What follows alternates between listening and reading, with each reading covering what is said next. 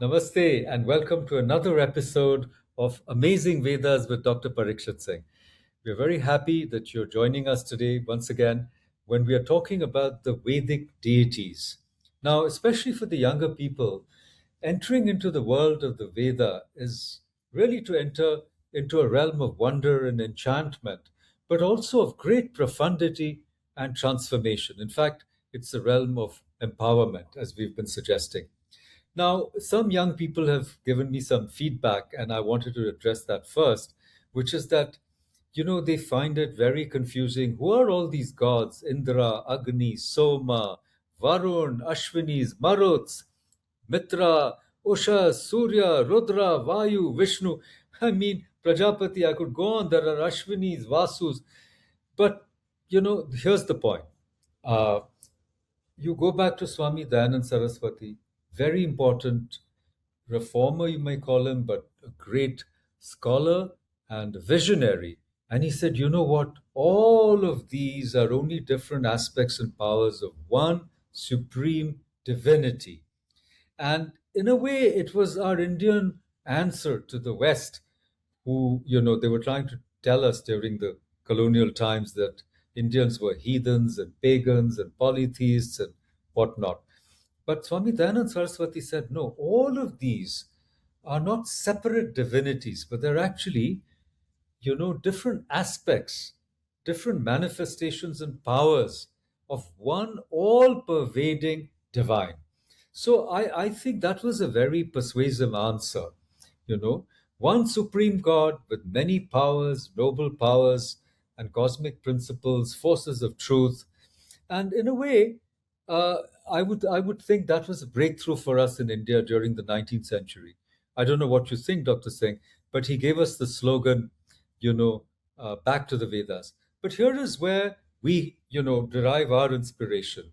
We derive our inspiration from Sri Aurobindo, who did not accept Max Muller's nature worship thesis, nor did he accept science idea of ritualistic worship through, complicated rituals and, the means to gain actual, you might say, benefits in the world, children, wealth, and so forth. But he made a very subtle claim. He said that the Vedic seers used a symbolic language which operated at different levels. I mean, psycho-spiritual and physical. And not only the deities that we've been discussing are symbolic, but the major tropes, the major clusters of images, Yagya, dawn, the Ushas, fire, Agni, the cows, go, 27 words to describe cows, rivers, horses, and the battle, between the Asuras or and the Panis and the Devas. Devas, as Dr. Singh explained to you last time, are actually forces of light. They're shining beings.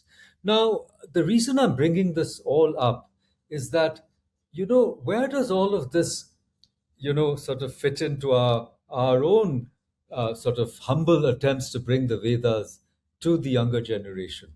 It's very simple. The gods of the Vedas predate the Abrahamic God, the supreme God, who shall not be named, it's so sacred, Yahweh or Jehovah or Allah. It's a, which was a classical concept. Nor are the Vedic gods like the Puranic gods, which Indians still worship. Like even Sri Krishna. The Vedic gods are not like Sri Krishna of the Bhagavad Gita, which Dr. Singh is also teaching on another, set of podcasts. Nor are they, the gods that we encounter, as it were, when we go to a temple today with our offerings or with prayers. So the Vedic gods predate all these conceptions of divinity, both Indian and Western. And in a sense, to me at least, I don't know what you think, I'll just hand it over to you, but they're spiritually meaningful powers which, in a sense, work in cooperation with us. So the gods are also inside us as forces of nature, as forces of divinity, as our own higher powers. And The whole point of the Veda, this is where I'm going to end, but the whole point of the Vedas is to divinize our life, to spiritualize our lives, to elevate our lives, to empower us. So when we speak of Soma, as we are going to today, or of Varuna, or of Indra, we are actually addressing our own higher powers. And by doing so, we see that potential of humanity and of human life itself being transformed. Now, I'm going to hand it to you, Dr. Singh. This was just in response to people who were a little bit confused about all these different deities and how they relate to each other. So please comment on what I said, and then I will invite you to go to the blissful aspect of the Vedic deities. You know, how we follow our bliss when we open up the gateway to the Veda and the Gnostic consciousness. So, see, let's very simple. To me, it is a very way of looking at it is we are all identified with our name and form, right? We are all. This is Pariksith, that is Professor Makarand Paranspe. So we identify, but there is a whole universe around us, and there are powers. You go to the beach and you see the vast ocean, right? And this is on an external level. Now, our Veda tells us that just like this, when we first encounter the inner universe, you will see powers, great powers, formidable powers. These are presentations coming to us, and you would think that you would identify. So you identify the purity within your heart. Okay, what do you call it? Agni. Or you identify the breathing, the prana that is coming to you universally. Okay, what do you call it? Vayu. And you follow one or more, or simultaneously or separate times. And you find that they're all coming from the same source, which is one source, which as we grow, we identify with. There's no separation between this so-called name and form and this universal energy flowing through. It's only my own limited way of looking at myself or my identification with this. The moment I realize that, where does it end? The life going through me, my breath is going, and this breath, universal breath, the wind flowing, other beings alive, there's a whole universe of life. Where does it separate? It's here. I identify. There's really no separation. I'm seamlessly connected. Yes, the cord was cut when I was born. The cord is not cut. I'm still connected to the whole universe. I'm feeding on it. I'm taking from it. I'm giving back to it. Once that happens, I realize that the bigger identity happens. And these cosmic powers are actually within me, as me, flowing through me.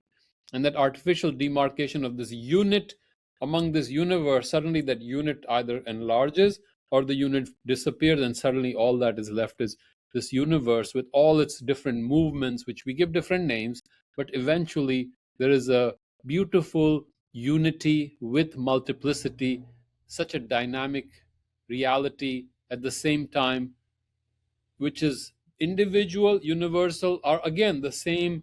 These are almost like two things that we can balance. And that is the beauty of the Veda. It balances both. It doesn't say this one unit is bad. It doesn't say only unity is good. It takes everything and allows everything its fullest expression, realizing that it's part of the whole. That is the genius of the Veda. It doesn't diminish any of the manifestation, but yet connects them all into a bigger, seamless harmony or unity.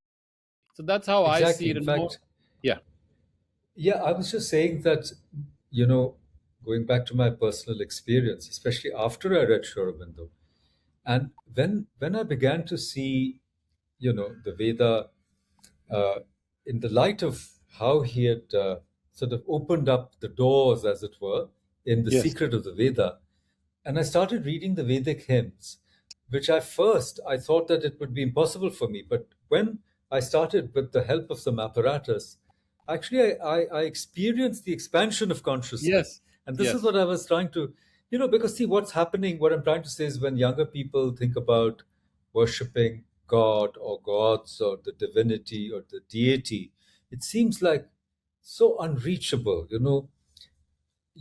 almighty, like, omnipresent, omnipotent, omniscient. The deity or the divine or divinity or God seems so far away, so inaccessible, as it were, right? But when I encountered the Vedic deities from the point of view of Sri Aurobindo and some of the others, Kapali Shastri, who really tells you how to unlock these powers actually within you, how the Yes. yagya is not outside, it's actually inside. So anyhow, so what I'm saying is when I started on this journey, I felt myself to be in a much friendlier universe. And I Yes. felt myself to be much less powerless. I felt, what? All these forces are acting within me, they're with me, they're also beyond me, they're all around me. And I didn't feel so abandoned, or I didn't feel so lonely, or I didn't feel so powerless as I did as a younger person. I felt much more confident. I said, you know what? This universe isn't indifferent. This universe isn't cold or purposeless, but it's pulsating with this force, with this energy. And today we are going to sort of discuss one aspect of this energy, which is bliss, because one of the somewhat later definitions of the divine in our own tradition in the Upanishads is Sat Chit Ananda. So Ananda, I began to see bliss that we're going to talk about today, is not something outside me. My nature is bliss. I don't That's have right. to go and pick it up from somewhere, or I don't have to feel that, oh, I'm so unhappy, I'm so depressed, things are not going well. I just have to, in fact, discover that my nature is bliss. I can't even get away from bliss. All I have to do is stop my mind or stop my negativity from encroaching on the bliss that's already there. Okay, but I'm going to stop and I'm going to invite you to read this wonderful tweet from X, which is, Vedas for Gen Z, where you actually, say, what's the Veda all about? And I think you say, hey, it's about bliss. So please read that and we'll discuss that and then carry on. The So I think this is the one you're looking for. Someone asked me what the essence of the Veda is. In one word, please. Typical Gen Z. I said soma. What is this soma? Put the fries in the bag. He retorted, partially interested. So this is typical of Gen Z. Just stop talking. Just put the fries in the bag and just give it to me. That's it. Don't explain it. So that is a typical phrase they use. Ananda. That's my answer. Then his Ananda turned into ADD, and attention deficit disorder took over as he started scrolling again. But I think I got his attention for 3 seconds, maybe 5. Our rishis said this beautifully. And this is an amazing Rick. We have drunk the soma, we have become immortal. This is from Rigved 8.48.3. As a Gen Z humanoid would say, wow, just wow. they they were so full of bliss, these amazing rishis. Their laughter pervades each line as the waves of an ocean are felt, heard, seen constantly by its shore. This bliss is their secret. I put the fries in the bag and slipped one in my mouth. Oh, I'm sure it tasted wonderful. It was that one It's drop. the absolutely, see, the Vedas, they open up the doors of your perception, to use the famous title of Aldous Huxley's Yes. book, which then became the inspiration for Jim Morrison and the Doors. The reason I'm saying it is that, now I'm in Delhi just now. It's very hot. And, on a work day, you see people looking so woebegone. The traffic is terrible. The heat is unbearable. And then, right there, on one corner of the pavement, somebody is selling you lemonade. Someone else is selling you fruit, watermelons chopped up. You have this person who's so weary and tired standing on the pavement using a little chopstick or something, or even his fingers, grubby as they might be, and popping that watermelon in his mouth, and I see an explosion of bliss on his face. So the real point is that humanity, we are so world weary, as Wordsworth put it, and we need to lighten up.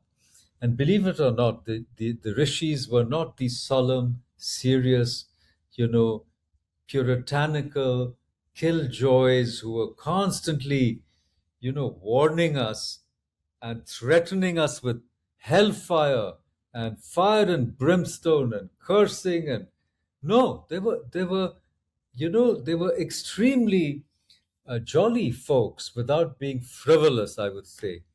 And therefore I think the Veda is a way for us to really connect with our deeper selves, and and discover that bliss. So now we want to talk a little more about this deity called Soma, but we are already into 16 minutes. So I want your concluding thoughts, and then we'll segue to our next episode where we go a little deeper into Soma.